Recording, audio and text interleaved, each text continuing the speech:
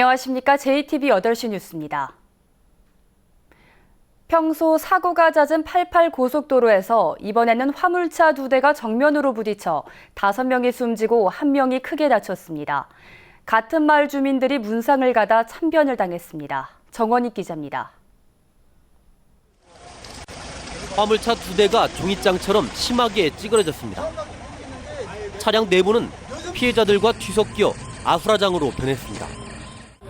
6명 같아요. 여기 다. 사고가 난 건 어젯밤 10시쯤 88 고속도로 한 휴게소 입구에서 69살 오모 씨가 몰던 1톤 화물차와 4.5톤 화물차가 정면으로 부딪혔습니다. 이 사고로 오 씨와 70살 김모 씨 부부 등 5명이 그 자리에서 숨졌습니다. 예, 처참했죠. 진짜 다 사망해가지고 이게 그 양쪽에서 차를 땡겨가지고 벌려서 그래서 구조했습니다.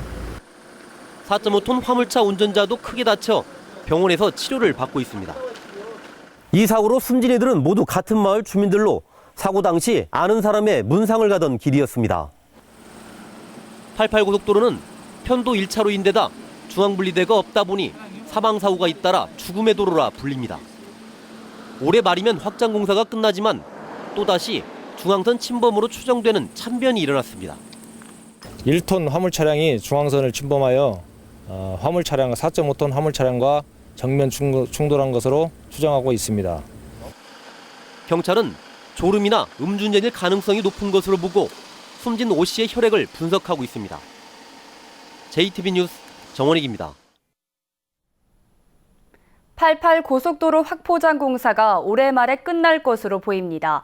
국토교통부는 88 고속도로 전북 구간을 포함한 성산 담양 구간 확포장 공사를 올해 끝내기 위해 사업비 609억 원을 추경 예산에 반영했다고 밝혔습니다. 88 고속도로는 전국 유일의 왕복 2차로 고속도로로 성산 담양 간 확포장 공사는 지난 2008년부터 시작됐습니다. SBS 그것이 알고 싶다 제작진이 어제 2번째로 약촌 오거리 택시기사 살인 사건을 방영하자 익산경찰서 홈페이지에 항의글이 빗발치고 있습니다. 홈페이지에는 이 사건을 재조사하고 잘못한 수사를 한 관계자들을 처벌해달라는 항의글이 수백여 건 올라오고 있습니다. 지난 2000년 범인으로 지목된 31살 최모 씨는 만기 출소 뒤 재심을 청구했고 법원이 이를 받아들였지만 검찰이 항고해 현재 대법원의 판단을 기다리고 있습니다.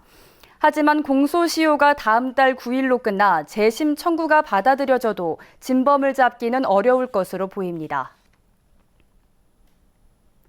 정부가 자치단체 협력 사업을 높이 평가하자 자치단체들이 많은 예산을 확보하려고 앞다퉈 상생 협력 사업을 펼치고 있습니다. 그러나 체계적인 노력이 뒤따르지 않으면 10년 전의 전북 충남 교류협력회의처럼 반짝 행사에 그칠 수도 있습니다. 김철 기자입니다. 탄소산업의 주도권을 놓고 경쟁을 펼치던 전북과 경북이 지난 5월 메가 탄소밸리 조성에 합의했습니다. 정부는 두 광역단체의 협력을 높이 평가해 오는 2020년까지 1조 원을 지원합니다. 현 정부에서는 지역 간 연계 협력 사업을 강화하고 권장을 하고 있습니다. 그런 협력 사업을 지속적으로 지역 간 협력 사업으로 발굴해서 많은 투자가 이루어질 수 있도록 노력하겠습니다. 자치단체의 협력 사업은 최근 경쟁적으로 늘고 있습니다. 대구와 광주가 달빛동맹 교류 협력을 통해 경제와 환경, 문화 관광에서 공동으로 노력하고 있습니다. 전남과 경북은 화합의 숲을 만들고 있고 경기와 강원은 군사시설 규제 합리화에 힘을 합치고 있습니다. 행정구역을 뛰어넘는 협력 사업은 높은 평가를 받고 있지만 자칫 일회성 행사로 끝날 수 있다는 우려를 낳고 있습니다. 지난 2002년에 출범한 전북 충남 교류협력회의는 잠깐 반짝했다가 이후 시민들의 기억에서 사라졌습니다. 지방자치단체의 협력이 지역의 일자리 창출과 소득 증대를 통한 경제 발전의 원동력이 되어 전시 행정이 아닌 정서적으로나 본질적으로 또 실질적으로 협력 관계를 발전시키기를 기대합니다. 마음을 열고 적극적으로 나서지 않으면 자치단체의 상생협력 사업은 단체장의 낫내기 사업에 그칠 수 있습니다. JTB 뉴스 김철우입니다. 김상곤 새정치민주연합 혁신위원장이 전북을 방문해 도의회에서 기자들과 간담회를 가졌습니다. 김상곤 위원장은 이 자리에서 최근 공개를 하지 않아 논란이 된 전북도당의 여론조사에 대해 결과는 참고사항일 뿐 혁신위 활동에는 반영되지 않을 것이라고 밝혔습니다. 또 선출직으로 당선된 초기에 다른 선거에 출마할 경우 공천에 불이익을 주는 방안을 논의하고 있다고 덧붙여 내년 총선에 출마하려는 지방의원들의 반발이 예상됩니다. 문화재 발굴 조사 용역에 지역 제한을 두지 않으면서 전북의 발굴 현장에 타 지역 기관이 참여하는 일이 부쩍 늘었습니다. 우리 지역 문화재 연구에 전북 연구자들이 소외받고 있다는 지적이 나오고 있습니다. 하원호 기자입니다. 개발을 앞두고 유적 발굴 조사를 하고 있는 전주 효천지구입니다. 경남 창원에 있는 연구기관이 발굴을 맡고 있습니다. 익산에 있는 이 개발 현장 역시 충남의 연구기관이 내려와 2년째 발굴 조사를 하고 있습니다. 현재 전북에서 유적 발굴 조사가 이루어지고 있는 개발 현장은 모두 16곳입니다. 이 가운데 절반에 가까운 7곳은 제주와 충남, 경남 등 타 지역 기관이 발굴을 맡고 있습니다. 이처럼 전북 문화재 발굴에 타 지역 기관이 들어오는 것은 발굴 조사 용역 입찰에 대부분 지역 제한을 두지 않기 때문입니다. 용역이라는 것 자체가 지역 제한을 둘 수 있는 그런 금액인 것도 아니고요. 문화재 업체 같은 경우는 전국으로 발굴을 허가할 수 있는 기관인 거고. 또 건설 경기 침체로 발굴 조사 용역 자체가 줄다 보니 발굴 기관도 지역을 가리지 않고 입찰에 참여하고 있습니다. 경상도 쪽 기관들이 막 충청도 와서 하고 경기도 와서 하고 이러니까 이제 우리도 그러면 경상도에 입찰 넣고 이제 전라도에 넣고 이제 전국으로 다 된 거죠. 문제는 타 지역 기관이 전북 문화재 발굴에 참여할 경우 전북의 연구자들이 소외된다는 데 있습니다. 유물에 대한 접근이 쉽지 않고 보고서에 수록되지 않는 유물은 해당 발굴 기관이 가져가는 일도 있습니다. 전북에서 출토된 유물을 서울이나 제주도에서 봐야 하기 때문에 고고학자들로 봐서는 어려움이 적질 않습니다. 우리 지역의 유물을 전북의 연구자들이 발굴하고 연구할 수 있도록 지역 가점제를 두는 등 제도 개선이 필요합니다. JTB 뉴스 하원호입니다.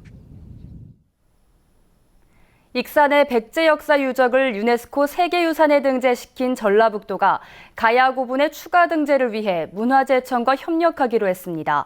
문화재청은 경상남북도 곳곳에서 발견된 가야 고분군의 세계유산 등재를 위해 서로 협력하기로 약속했습니다. 전라북도는 이에 따라 남원과 장수에서 발견된 가야 고분군을 경상남북도 가야 고분과 함께 유네스코 세계유산에 등재하기로 하고 문화재청과 협력 방안을 추진하기로 했습니다. 완주군이 지은 지 10년도 안 된 공설운동장을 놔두고 막대한 예산을 들여 종합운동장 건립을 추진하고 있습니다. 도민체전 때문에 경기장을 짓겠다는 건데요. 예산 낭비 주장이 나오고 있습니다. 보도에 정윤성 기자입니다. 지난 2005년에 문을 연 완주군 공설운동장입니다. 3,300여 명을 수용할 수 있는 규모의 천연잔디와 100m 트랙을 갖추고 있습니다. 완주군은 지은 지 10년도 안 된 이 운동장을 놔두고 260억 원을 들여 종합운동장을 또 건립하겠다는 계획입니다. 목적은 전북 도민체전입니다. 도민체전을 치르기에는 공설운동장의 운동장과 주차 공간이 너무 좁다는 것입니다. 규모가 워낙 작고 일단 중요한 게 이제 어떤 주차 공간이나 이런 부분인데 그 당시 지을 때 흑음으로 져가지고. 하지만 14년에 한 번 치르는 도민체전 때문에 종합운동장을 새로 짓겠다는 것은 설득력을 얻기 어렵습니다. 종합운동장을 지어도 도민체전이나 군민의 날 행사를 제외하면 뚜렷한 활용 방안이 없습니다. 이렇게 종합운동장을 지어놓고 나서 각 분야별로 얼마만큼 이용할 수 있는가 그 활용도를 먼저 봐야지 않겠냐. 광주 유니버시아드 대회는 69개 경기장 가운데 4곳만 새로 짓고 나머지는 기존 시설을 고쳐 사용해 경제적 효과를 높였습니다. 중앙정부 또한 완주군의 국비 지원을 반대하는 등 완주군의 종합운동장 건립을 둘러싸고 적정성 논란이 불거지고 있습니다. JTB 뉴스 정윤성입니다. 철도 폐선 부지를 효율적으로 사용할 수 있는 지원 방안이 마련돼 자치단체들의 폐선 부지 활용 사업이 활기를 띨 것으로 보입니다. 국토교통부는 자치단체가 폐선 부지의 활용 계획을 제출하면 심의위원회에서 사업 추진 여부와 추진 방식을 결정하도록 했습니다. 전북에서는 전주시가 전라선 폐선 부지의 레일 바이크 사업, 완주군이 옛 만경강철교회 문화공간 조성을 추진하고 있습니다. 전주시 팔복동 공업지역 일부 마을의 개발 행위 제한이 완화됩니다. 전주시는 팔복동 공업지역에 있는 7개 자연마을 17만 제곱미터의 용도를 일반 공업지역에서 준공업지역으로 바꾸기로 했습니다. 이에 따라 해당 지역에서는 5층 이하 공동주택 건설이 가능해집니다. 익산시가 수백억 원을 들여 조성하는 익산 유천 생태습지 복원 사업이 주먹구구식으로 추진된다는 지적이 나왔습니다. 익산시의회는 행정사무감사를 통해 유천 생태습지 복원 공사가 설계와 다르게 진행되거나 설계 변경이 자주 이루어지는 등 당초 사업 취지에서 벗어났다고 밝혔습니다.